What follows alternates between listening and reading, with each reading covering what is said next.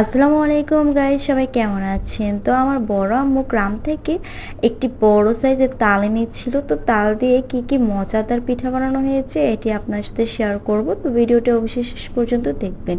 তো এখানে দেখুন তালটা দেখতে কতটা ইয়াম্মি লাগছে। তো এখন এটা বড় আম্মু খুবই ভালো করে ছিলিয়ে নিচ্ছে।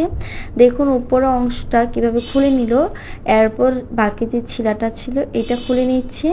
খুলে নেওয়ার পর এইটা 3 ঘন্টা পানিতে ভিজিয়ে নিয়েছে, কারণ এটা তিতা পানি থাকে নাকি ওইটা বের হয়ে যায়। তার জন্য 3 ঘন্টা এটাকে পানিতে ভিজিয়ে রাখতে হবে। তো এখানে দেখুন আমার বড় আম্মু কত সুন্দর করে খুলে নিচ্ছে খোসাগুলো। তো এইভাবে কিন্তু তালের সাইডের খোসাগুলোকে খুলে নিতে হবে। সেম প্রসেসে ভালো করে টান করে সুন্দর করে খোসাগুলোকে খুলে নিতে হবে। তো দেখুন কত জলদি জলদি খোসাগুলো খুলে নিল। তো এইবার এটাকে পানিতে ভিজিয়ে রাখলো 3 ঘন্টার মতো। তারপর তালটার মধ্যে একটু একটু পানি দিয়ে ভালো করে চেপে রসটা বের করে নিচ্ছে। জাস্ট দেখুন প্রসেসটা, এটা কিন্তু খুবই ইজি, জাস্ট আপনাকে খেয়াল করতে হবে। একটু একটু পানি দিয়ে এভাবে সুন্দর করে চেপে রসটাকে বের করে নিতে হবে। জাস্ট দেখুন মিনিটে কতখানি রস বের হয়ে গেছে।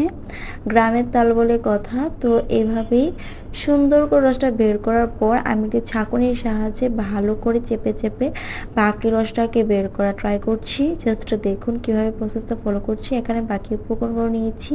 তো লবণ নিয়ে নিয়েছি, চালের গুঁড়ো নিয়ে নিয়েছি, নারকেল কুচি নিয়েছি, তারপর এখানে লিকুইড দুধ, তারপর এখানে নিয়েছি ময়দা, আর নিয়েছি চিনি। সবগুলো আমি এক কাপ নিয়েছি। আর নিয়েছি তালের রসটা। তো এখানে আমি তালের রসটাকে বের করে নিলাম, তারপরে দিয়ে দিলাম চালের গুঁড়ো, তারপর দিয়ে দিলাম ময়দা, 1 কাপ চিনি, তারপর দিয়ে দিলাম নারকেল কুচি, আর স্বাদমতো একটু লবণ, লিকুইড দুধ। সবগুলো উপকরণ ভালো করে দেওয়ার পর আমি মিক্স করে নিচ্ছি। মিক্সটা খুবই ভালো করে করতে হবে। জাস্ট দেখুন কিভাবে আমি মিক্স করছি। তো এইভাবে কিন্তু সম্পূর্ণ উপকরণ মিক্স করার পর খুবই ভালো একটি স্মেল বের হয়, আর দেখতেও খুবই লোভনীয় লাগে। তো এখন আমি এগুলোকে ভালো করে নিজের সাইজ অনুযায়ী ভেজে নিব। তো এই তো আমি একটি প্যানের মধ্যে বেশ পরিমাণ তেল দিয়ে দিলাম। এগুলো কিন্তু ডুবো তেলে ভাজতে হয়। তো আমি এখানে ছোট ছোট করে দিয়ে দিচ্ছি তেলের মধ্যে। জাস্ট আপনার সাইজ অনুযায়ী দিতে পারেন, যেই সাইজে বানাতে চান ওই সাইজে বানিয়ে নিতে পারেন। তো আমি এখানে 2 রকমের বানাচ্ছি, একটি ছোট বল শেপে, আরেকটা করছি একটু লম্বা পিঠা টাইপের। তো আপনারা এটা আপনাদের পছন্দ মতো শেপ অনুযায়ী দিতে পারেন, বাট ছোট বল আকারে দিলে বেশি সুবিধা হয়। তো একটু পর এইভাবে আমি উল্টে দিচ্ছি। দেখুন কতটা ফুলে গেছে আর কতটা ফুলা লাগছে। এগুলা কিন্তু একদমই ডুবো তেলে ভাজতে হবে।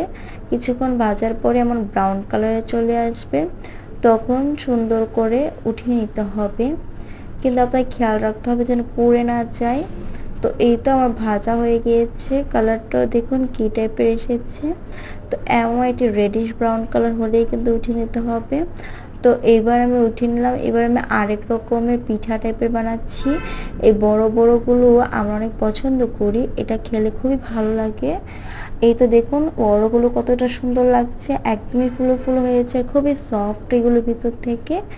তো এই তো কিছুক্ষণ পর এভাবে উল্টে দিতে হবে, একদমই রেডিশ ব্রাউন কালার পর্যন্ত ভেজে নিতে হবে। তো আমি উঠিয়ে নিয়েছি ভাজা হয়ে গেলে আপনাদের এখন দেখাচ্ছি। জাস্ট দেখুন বড়গুলো দেখতে কতটা সুন্দর লাগছে, আর ছোটোগুলো তো একবার দেখিয়েছি, আমি আরেকবার বোঝার সুবিধার্থে দেখাচ্ছি কিভাবে আমি ছোট করে চামচের সাহায্যে একটু নিয়ে দিয়ে দিচ্ছি। এভাবে আপনার সুবিধা হবে। তো এই প্রসেসগুলো কিন্তু খুবই ইজি আর খুবই কম উপকরণে এই সিজনে আপনারা তালের পিঠা, তালের বড়া সব বানিয়ে নিতে পারেন। আর আমাদের পেজে কিন্তু তালের কেকও আছে, সব কিছু দেখে আপনারাও ট্রাই করে নিতে পারেন। তো এইভাবেই সুন্দর করে সেম প্রসেসে আমি সবগুলো ভেজে নিয়েছি। আপনারাও সেম প্রসেস ফলো করে বাসায় ইজিলি বানিয়ে নিতে পারেন। তো এই তো দেখুন খুবই সুন্দর করে ভেজে নেওয়া হয়ে গিয়েছে। আমি এখন সার্ভ করে দেখাচ্ছি। ভিডিওগুলো একটি শেয়ার করে দিবেন, তাহলে আমার খুব উপকার হয়। তো সবাই ভালো থাকবেন। আল্লাহ হাফেজ।